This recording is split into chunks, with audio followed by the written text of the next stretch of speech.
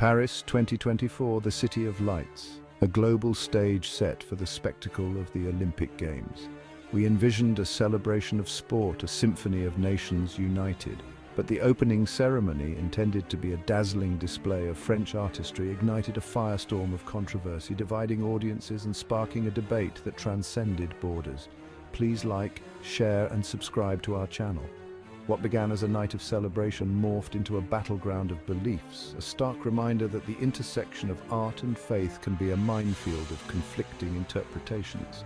The opening ceremony, often a tapestry of tradition and national pride, took an audacious turn in Paris. Instead of a predictable homage to history, the organizers, fueled by a desire to make a bold statement, opted for a daring, avant-garde spectacle. The result was a visual and auditory feast, a sensory explosion of color, music and dance. However, woven into this artistic tapestry were threads of imagery and symbolism that many found deeply offensive, even blasphemous. The world watched, captivated and bewildered, as the City of Lights became an arena where art, faith and freedom of expression collided in a dazzling yet deeply unsettling spectacle. The aftershocks of that night continued to reverberate, forcing us to confront uncomfortable questions about the nature of art, the boundaries of expression and the power of belief in an increasingly secular world. At the heart of the controversy lay a series of tableaux that reinterpreted religious iconography through a distinctly modern lens.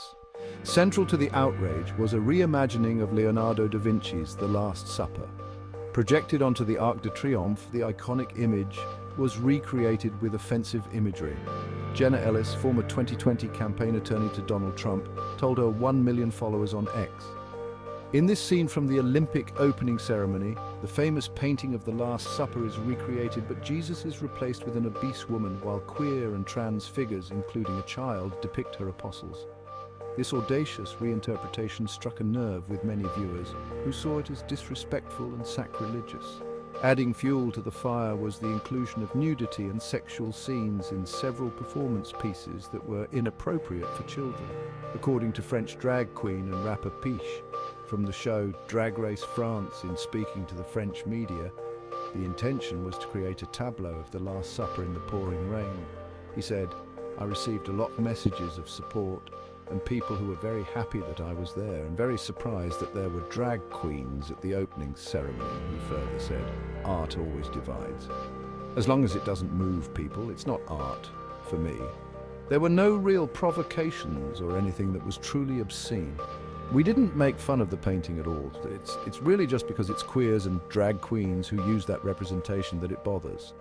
However, this choice was deemed inappropriate and offensive by many, particularly those from conservative backgrounds. The ceremony's soundtrack further amplified the discord. Traditional hymns interwoven with jarring electronic music created a sonic landscape some found unsettling.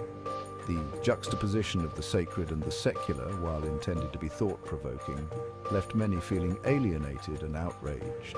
Instead of fostering understanding, the ceremony ignited a firestorm of criticism, with accusations of blasphemy echoing across the globe. The public's reaction to the opening ceremony was immediate and divided. Social media platforms became battlegrounds of opinion, with hashtags like #ParisBlasphemy and #ArtNotSacrilege trending globally. Religious groups, particularly those representing Christian denominations, were swift and vocal in their condemnation. The Vatican issued a statement expressing deep sorrow at the trivialization of sacred symbols, while prominent evangelical leaders took to television and online platforms to denounce the ceremony as an affront to their faith. However, the response was far from monolithic. Many, particularly within the art world and among younger generations, defended the ceremony as a bold and necessary expression of artistic freedom. Supporters argued that art should provoke, challenge, and even offend, pushing boundaries and forcing viewers to confront uncomfortable truths.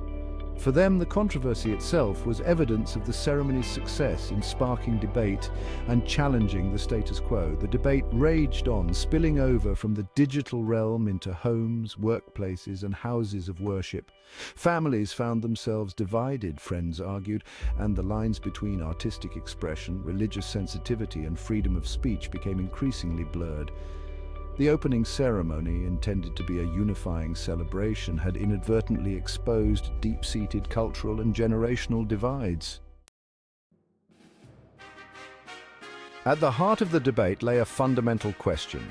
What is the role of art in society? Is it to soothe and comfort, to reinforce existing beliefs and values? Or is it to challenge, provoke, and even offend, forcing us to confront uncomfortable truths? The Paris Olympics opening ceremony viewed art as a powerful tool for social commentary. The creative directors defended their vision, exploring the intersection of faith and secularism. They argued that reinterpretation of religious imagery was a homage to the enduring power of these symbols. The use of nudity celebrated the beauty and athleticism of the human form, echoing classical ideals. Whether one agrees or not, the Paris Olympics opening ceremony succeeded in creating an event that would be talked about and remembered. What are your views on the ceremony? Were you offended by the depiction of Jesus and the Last Supper? Please comment so that we can discuss it further, and please like, share, and subscribe to our channel.